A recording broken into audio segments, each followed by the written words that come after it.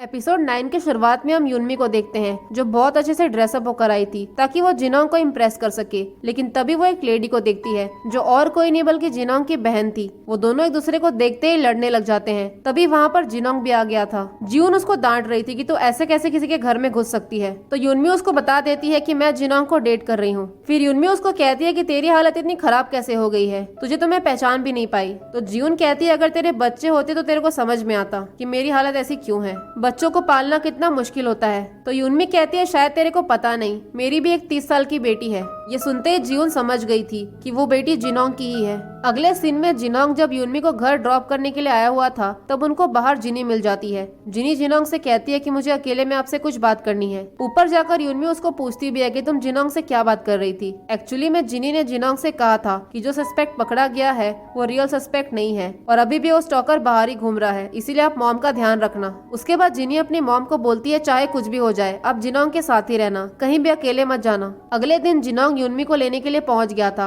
वो यूनमी से कहता है वैसे तो मैं जियून को लेने के लिए जाने वाला था लेकिन मेरे लिए सबसे इम्पोर्टेंट तुम ही हो। अगले सीन में हम देखते हैं जिनी और जेवॉन दोनों हेडक्वार्टर्स में थे क्योंकि उनको चीफ ने बुलाया था। वो उन दोनों को डांट रहे थे कि तुम ऐसे कैसे उस सस्पेक्ट से मिल सकते हो। तो जिनी कहती है मुझे ऐसा लग रहा है कि जो पकड़ा गया है वो रियल कल्प्रिट नहीं है। तो उसके बॉस बोलते हैं सबसे ज्यादा चांसेस इसी बात के हैं कि वही रियल कल्प्रिट है क्योंकि लीना भी हमेशा उसी का नाम लेती थी और लीना ने कई बार उसके खिलाफ रिपोर्ट भी की थी। फिर वो लोग जेवॉन को डांटने लग जाते हैं और पूछते हैं कि तुमने उस सस्पेक्ट से क्या बात की। जेवॉन कहता है वैसे भी वहाँ पर कैमरा लगा हुआ है, आप लोग खुद ही देख लो कि मैंने क्या बात किया। अब ये सब सुनकर वो लोग जेवॉन को डांटने लग जाते हैं। वो बोलते हैं कि हमको ऐसा लग रहा है कि हमें तुम्हारे साथ वैसा ही करना पड़ेगा जो हमने पहले किया। बाहर जाने के बाद जिनी जेवॉन से पूछती है कि आखिर उस कल्प्रिट ने तुम्हें क्या बताया। जेवॉन बोलता है उसने ये बताया कि उसने रियल कल्प्रिट को देखा है। वो हर रोज उस जगह पे जाता था जहाँ पर लीना की मौत हुई थी और वहीं पर उसने उस किलर को भी देखा था। उस किलर ने लीना का लिप बाम पकड़ रखा था लेकिन वो ठीक से उसका शक्ल नहीं देख पाया। जेवॉन उसको पूछता है अगर तुमने लीना को नहीं मारा है तो तुमने सब कुछ एक्सेप्ट क्यों किया। वो बताता है जब पुलिस मुझसे पूछताछ कर रही थी पहले मैं मना कर रहा था लेकिन वो लोग मेरी बातों का भरोसा ही नहीं कर रहे थे। वो बोलता है कहीं ना कहीं शायद इस चीज के लिए मैं ही रिस्पॉन्सिबल हूँ क्योंकि जिस दिन उसकी डेथ हुई थी हम दोनों की उस दिन लड़ाई हुई थी।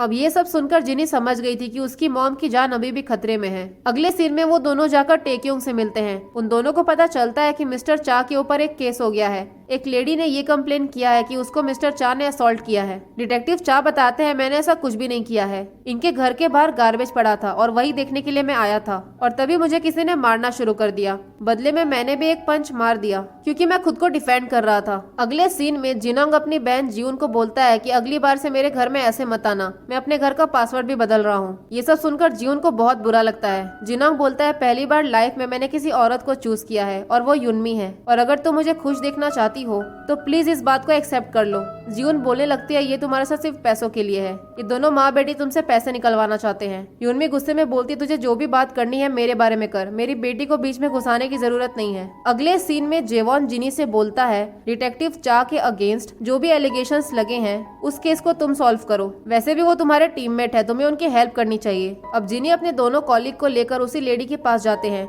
जिसने चा के अगेंस्ट असॉल्ट के चार्जेस लगाए थे। वो लेडी कुछ भी मानने को तैयार ही नहीं थी। वो सारा इल्जाम चा पर लगा देती है और बोलने लगती है कि उसने मुझे मारना चालू कर दिया। उसके बाद वो सारे घरों में जा जाकर पूछताछ करने की कोशिश करते हैं लेकिन कोई भी उनकी मदद नहीं कर रहा था। दूसरी तरफ हम जिनोंग को देखते हैं जो डॉक्टर पार्क के क्लिनिक में आया हुआ था। वो यहाँ पर किसी जॉब के सिलसिले में आया था ताकि किसी क्लिनिक में एज अ डॉक्टर काम कर सके। तभी वहाँ पर यूनमी पहुँच जाती है। वो जिनोंग से बोलने लगती है कि अब तुम सैलरी डॉक्टर बनने वाले हो। डॉक्टर पार्क को ये सब कुछ अच्छा नहीं लग रहा था। वो मन में सोचता है कि ये यहाँ पर क्यों बैठी हुई है। बाहर आकर यूनमी जिनोंग से पूछती है कि तुम तो इतने अमीर थे, अब तुम ऐसा डॉक्टर क्यों काम करना चाहते हो, वो भी इतनी कम सैलरी में। तो जिनोंग कहता है मुझे लगा कि वो पैसे काफी होंगे लेकिन अभी मुझे और भी पैसों की जरूरत है ताकि मैं तुम्हारा ध्यान रख सकूं। और इधर से हम देखते हैं डॉक्टर पार्क उनकी सारी बातें सुन रहे थे। अगले सीन में हम देखते हैं मिजुंग की शॉप पर जियून आई हुई थी और वो दोनों काफी हंसकर बातें कर रहे थे। इतने में वहाँ पर यूनमी पहुँच जाती है और जियून और यूनमी लड़ने लग जाते हैं। अब ये सब देखकर मिजुंग को समझ में आ गया था कि ये जिनोंग की बहन है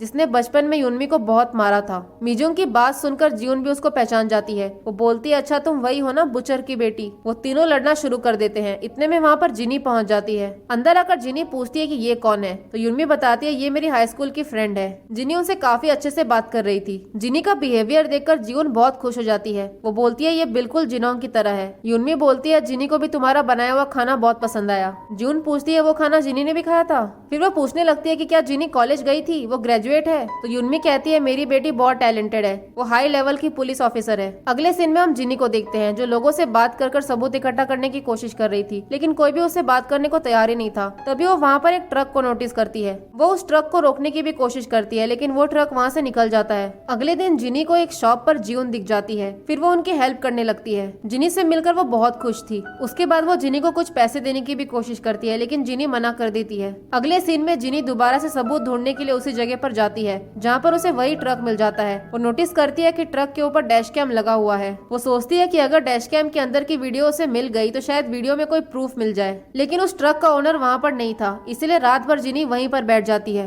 सुबह जब उसकी नींद खुलती है तो वो उसी ट्रक ओनर को देखती है। वो कहती है मुझे तुम्हारे डैश कैम का वीडियो चाहिए। अब उस वीडियो को लेकर वो पुलिस स्टेशन जाती है जहाँ पर सारे लोग उस वीडियो को देख रहे थे। पहले तो उस वीडियो में कुछ भी नहीं दिखता, लेकिन बाद में क्लियरली प्रूफ हो जाता है कि वो लेडी चा को मार रही थी। अब ये बात प्रूफ हो गया था कि चा की कोई गलती नहीं थी। अगले सीन में जिनी को एक लोकेशन से कॉल आता है जहाँ पर गायुल की मॉम उसको वहाँ से लेकर जा रही थी। गायुल रोते हुए बोलती है मुझे हॉस्पिटल नहीं जाना है क्योंकि मेरी मॉम मेरा अबॉर्शन कराना चाहती है। और गायुल का बॉयफ्रेंड भी वहीं पर था, वो भी उनको रोक रहा था। वो अपनी मॉम से कहती है मैं और मेरा बॉयफ्रेंड मिलकर इस बेबी को बड़ा करेंगे, लेकिन उसकी मॉम उसको बहुत डांटती है। वो बोलती है तुम अभी हाई स्कूल में हो, तुम इतनी कम उम्र में ये सब कैसे करोगी। ये सुनकर गायुल कह देती है जिनी की मॉम जब प्रेग्नेंट हुई थी तब वो भी हाई स्कूल में थी, लेकिन उन्होंने जिनी को अच्छे से पाल पोस कर बड़ा कर दिया। तो गायुल की मॉम कहती है शायद जिनी की मॉम भी पागल ही होगी। जब वो वहाँ से जा रही होती है तब वो जिनोंग को जीउन के साथ देख लेती है। उसको तो पता ही नहीं था कि ये जिनोंग की बहन है। उसको तो यही लगता है कि जिनोंग उसकी मॉम को धोखा दे रहा है। जब वो अपने घर पर आती है तो वो अपनी मॉम को बता देती है कि ये आपको धोखा दे रहे हैं, ये एक साथ 2 औरतों को डेट कर रहे हैं और वो भी आपकी फ्रेंड जियोन के साथ। जिनोंग को ये सब सुनकर कुछ समझ नहीं आता, लेकिन वो जैसे ही जियोन का नाम सुनता है तो वो हंसने लग जाता है और साथ ही में यूनमी भी हंसने लग जाती है। फिर जिनोंग जिनी को बताता है तुम जिसके बारे में बात कर रही हो वो मेरी छोटी बहन है। अब ये सब सुनकर जिनी बहुत एम्बेरस हो जाती है। जिनी बहुत कंफ्यूज हो गई थी। वो बोलने लगती है कि मैं उनको क्या बोलकर बुलाऊं, मैं उनको पहले मैम बुलाती थी, अब मुझे उनको आंटी बुलाना पड़ेगा। फिर यूनमी कहने लगती है पहले मैं जियोन से बहुत नफरत करती थी, लेकिन उसी की वजह से मैं जिनोंग से मिली और मेरी इतनी प्यारी बेटी ने जन्म लिया, इसीलिए जो भी लाइफ में होता है अच्छा ही होता है। अगले सीन में जेवॉन जिनी को कॉल करके बुलाता है। वहाँ पर पहुंचकर उनको लीना के केस में एक प्रूफ मिल जाता है जो कि एक इयरिंग एड था। वो दोनों मिलकर उस इयरिंग एड को बहुत ही गौर से देखते हैं जिसमें कुछ सीरियल नंबर भी दिख जाता है। दूसरी तरफ यूनमी जब घर जा रही होती है तो बाहर वो गायुल को देखती है। उसको ऐसा फील होता है कि कोई उसका पीछा कर रहा है। तभी वो जिनोंग को कॉल लगाती है और बताती है कि मैं अपने घर के पीछे हूँ और एकदम से फोन कट कर देती है। जिनोंग भी एकदम से परेशान हो जाता है, उसको लगता है कि कुछ हुआ है। इस तरफ यूनमी को एक लड़का दिख जाता है। बाद में उसको पता चलता है कि ये तो उसका बॉयफ्रेंड है। वो मन में सोचती है कि इसका बॉयफ्रेंड कितना अच्छा है, जब भी ये बुलाती है ये भागा भागा चला आता है। उसी वक्त जिनोंग भी वहाँ पर पहुँच गया था क्योंकि उसको यूनमी की फिक्र हो रही थी। वो उन दोनों को बोल देती है कि ये मेरा बॉयफ्रेंड है। और इसी सीन के साथ एपिसोड 9 यहीं पर खत्म होता है। अगर वीडियो पसंद आई हो तो लाइक और सब्सक्राइब जरूर करें। Thank you for watching.